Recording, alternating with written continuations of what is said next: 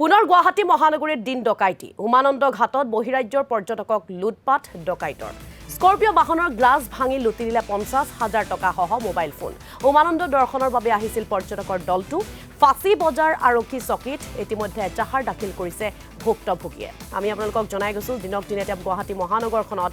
চিলনী চুৰে হক বা চুৰিকাণ্ডৰ ঘটনা সংঘটিত হ'বলৈ পাইছে বৃদ্ধি পাইছে যাৰ বাবে এতিয়া প্ৰতিটো সময়তে আসলতে প্ৰতিটো ক্ষণতে সংকিত হৈ থাকিবলগীয়া হয় সংকিত হৈ পৰে পথচাৰীসকল এইবাৰ উমানন্দ ঘাটত বহিৰাজ্যৰ পৰ্যটকক লুটপাট ডকাইতৰ স্কৰ্পিঅ বাহনৰ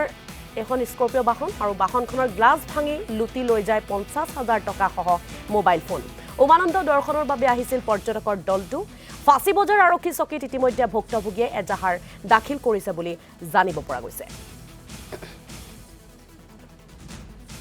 স্কৰ্পিঅ উমানন্দ ঘাটত